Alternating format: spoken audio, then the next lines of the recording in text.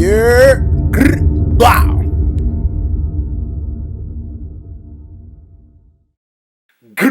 Wow. Monthful profit. Off top, man. You already know the deal. Excuse me. Top 5 weakest champions according to the lore. My lighting's not that great right now because I'm still getting everything set up, but we on it, man.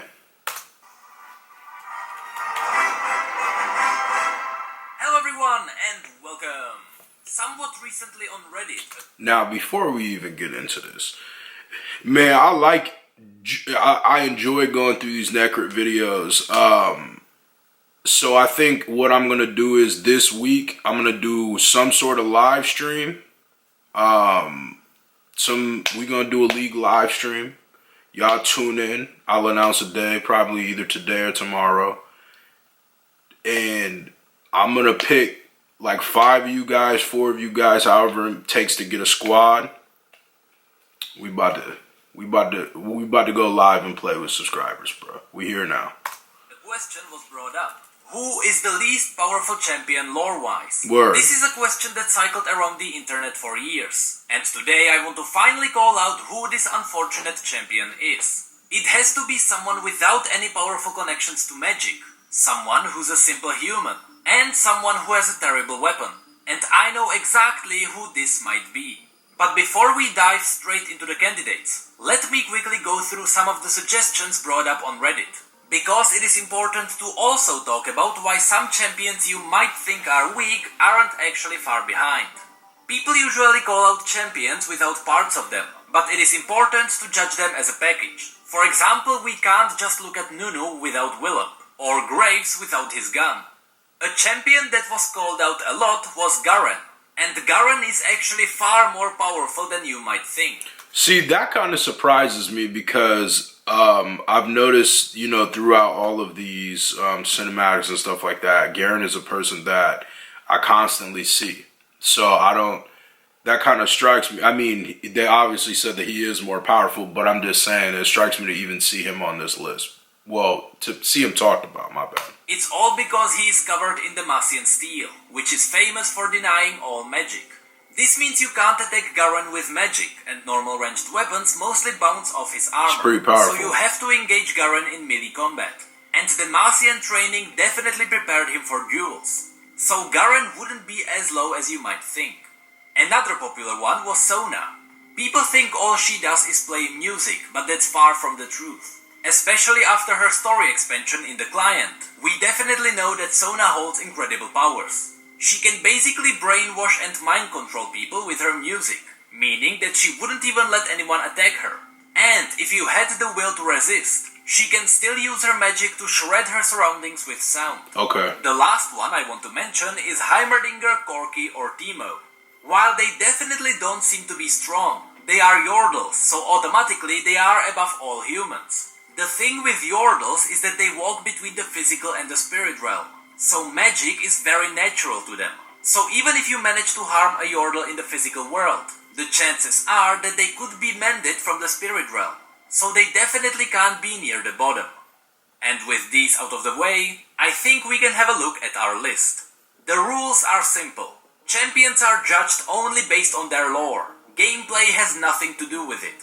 Okay. They all keep their weapons and armor just as if you found them in-game. Okay. Also, we assume the champions are alone in some kind of a 1v1 environment. Some champions might be leaders, but maybe without their people they are useless. So, with these rules set, let's have a look at the weakest champion you can find in the world of League of Legends. Let's check it. So, at number 5, we have Jinx. Okay. This was a really tough pick. For number 5, I had to decide between all human characters with simple weapons. And I think it will be easier if I tell you why I didn't pick some other champions instead. Jinx may have a good arsenal, but that's exactly where it ends for her. She was an orphan who grew up in Zone. And while Zone will definitely turn you into a tough kid, it won't teach you about discipline or combat. It's more about assassinations and thievery. And those won't really help you in a fight. Some other champions I considered were Gangplank, Graves or Caitlyn, but all of them have something Jinx doesn't. Graves has a magic-fueled hextech-powered shotgun, And although rockets sound powerful, they still can't compare to... So is Jinx like just a hired killer, essentially? Now, I know this doesn't really have anything to do with the actual gameplay. It's according to the lore, but I'm just, tying everything together. The mass destruction of this gun. Gangplank on the other side isn't armed that well. But unlike Jinx, Gangplank is actually tough. While a single bullet could bleed out Jinx, Gangplank survived being in the middle of an explosion, he lost his entire arm, and still, he simply walked away. Word. Just imagine swimming through salty water with one arm in pieces. The closest to Jinx could be Caitlyn.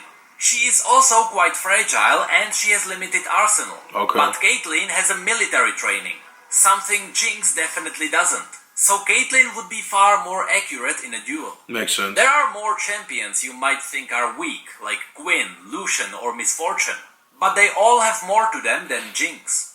So let's quickly rush through all the humans and let's call out what makes them better. Akali. She is trained in both ranged and melee combat. Her speed can outmaneuver Jinx. Ashe. Her legendary bow can freeze entire areas, making it impossible for Jinx to dodge. Fiora. Insanely fast, never lost a duel. Jarvan. He has the best military training in Valorant, if you don't count the Rakor tribe. Jace. His multi-tool gadgets can get him out of any situation. Jhin is a simply unbeatable mastermind. Katarina. While she may not actually have her magical abilities, she is still the second best assassin in Valorant, right after Talon. Olaf. He is technically immortal because he can't escape his fate. Riven is one of the best swordsmen of Noxus. Sivir is empowered through Chalikar, a legendary Shuriman blade. Vayne and Xin Zhao also have Demacian training. And finally, Twisted Fate is a half mage. Wow. He may not be super powerful, but you can't catch him. Right. The only champion I personally think is equally bad is Darius. While he has a Noxian training and he is well armored, he has a melee weapon. That is what would give Jinx a chance. But he would still outshine Jinx with years of experience. Assuming they fight in a city, ruins or a forest, Darius would figure something out. So in the end, Jinx takes the number 5. Word. Number 4. Twitch. Twitch is a simple rat that mutated deep in Zone Sump. This turned him into a dangerous sentient being, armed with a chem-powered crossbow. He is resilient to diseases and poisons, and his crossbow can deal some serious damage to humans. In his story, one of the witnesses who survived seeing him got away with melted tongue and lower jaw. So they couldn't even describe him. Listen, that's a crazy looking character. I'm not even gonna lie. Man, he looks like he about to, bite something for real, for real. However, the reason why Twitch would fall flat is because he isn't the smartest, nor is he the most agile. So a single bullet or an arrow would still take him down, not to mention Jinx's rockets. At number 3 we have Gragas. This probably won't surprise most of you, but still, Gragas has more to him than what meets the eye. Gragas technically doesn't have a weapon, while his cask can explode in the game. It definitely doesn't in the story, nor would he want it to explode. The cask contains a shard of true ice. He's using it to cool down his brew, but because the true ice is infinitely melting, it makes the cask bottomless. We know this because this is how Ornn was tricked in his story. The shard of true ice also infused Gragas with very minor powers. Gragas doesn't originally come from Freljord, so he isn't an Iceborn. So Okay. all the shard did is that it made him larger. So in the end, Gragas is just a giant without a weapon or a combat training. All he is relying that's on pretty is weak. his drunken rage. And while it can power him through a lot, it can't keep up with proper weapons. Hey man, being drunk makes you a superhero sometimes though. At number 2, we have Nunu. Or to be specific, Nunu and his Yeti Willump. Okay. Honestly, Nunu and Gragas are so equal it is hard to say who is worse. The only deciding factor is Willump's abilities. Nunu's story doesn't say anything about Yetis being able to blast enemies with ice magic, nor does it say anything about them supping the area of heat. All we know is that the Yetis are strong beasts from Freljord, so it seems like Willump is only armed with his claws and fangs. Nunu is basically just riding Willump. I don't even think Nunu can do anything at all. He is just a child after all, he isn't even the Yordle. So a battle of Gragas against Willump would be very close. Okay. It's just like two giants wrestling. It would be like watching Godzilla versus King Kong, where Godzilla would be Nunu and King Kong would be Gragas. The outcome would be somewhat random, but Right. in the end, I decided to put Nunu at number 2. Heard you. And now on to number 1. This will be a shock to a lot of you, but I can't support this decision with facts. And I spend a lot of time digging through facts, damn it. And I stay very confident saying that it doesn't matter what champion you name. It will always be more powerful than my number 1. Because the weakest champion in the world of League of Legends is Draven. I understand why a lot of people didn't even consider Draven. In game, he feels and looks very powerful, like he's not even a human. He's throwing deadly axes, he's swift and agile, but is that really what he does in the story? You see, Draven isn't the most skilled in combat. His training is one of the weakest, and his weapons straight up suck. While in battle, Draven doesn't really think about consequences. He rushes into battle and hopes for the best. And he mostly wins because Noxians outnumber their enemies. And that's why his training isn't good. Noxians are trained to fall in line and attack in masses. Individual Noxian warriors are weak, but they swarm the enemy in huge numbers. In Darius's comic, we even see Draven rushing into battle, only to be blown up shortly after, simply because he wanted to rush in first. His grasp of tactics is minimal, and what makes things even worse are his weapons. In-game, he can throw axes all over the place, but in reality, he only has 2 axes, and if he throws them away, that's it.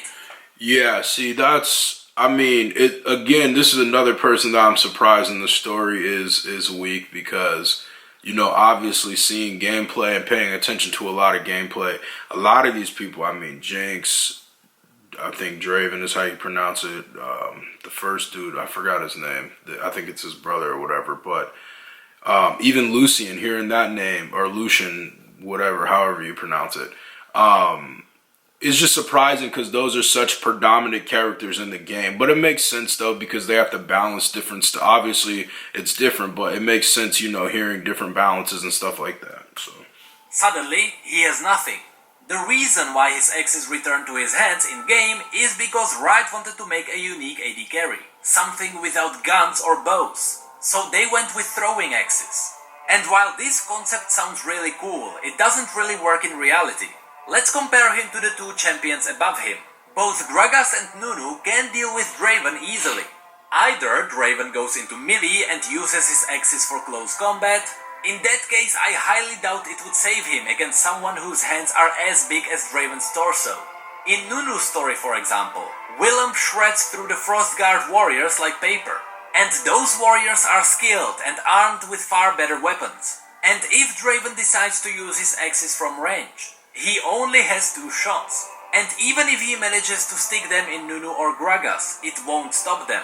Nunu and Gragas are not dumb, so they can just block the axes with one arm and use the other arm to crush Draven. And then he's out. It will probably hurt, but Draven's axes can hardly deal fatal damage. Gragas can power through it with Drunken Rage, and Nunu can simply take the hits. So, in the end, I have no other choice than to declare Draven as the weakest champion according to the lore. Word. Remember that while the logic in this video was heavily supported with facts, feel free to argue with me in the comments. Especially number 5 and 4 can be taken by any other champion with the right argument. But for now, that's it for this video. Word. Shout out to Necrit. We already know he's the man with the plan. He gives us all the info off top. Listen. Tune in, man, this week, live stream, League of Legends. We about to get it cracking. And please, please, please, please, please, when I look at my videos, you know what I mean? I do a lot of League stuff. If you guys are a true fan of me, you guys support other stuff as well, I'd appreciate that. Because, you know, obviously, you know, I'm doing ERB stuff, epic rap battles, and I do other stuff as well. There just hasn't been a lot of interesting stuff lately. So to me, this is interesting, so I'm tuned into it. But please go drop a like, watch that ERB video, stuff like that when I drop it. Please tune into that, man, because, you know, we lit and we a family, so that's what we're supposed to do, support each other. Appreciate you, man. Tune in, like, comment, subscribe.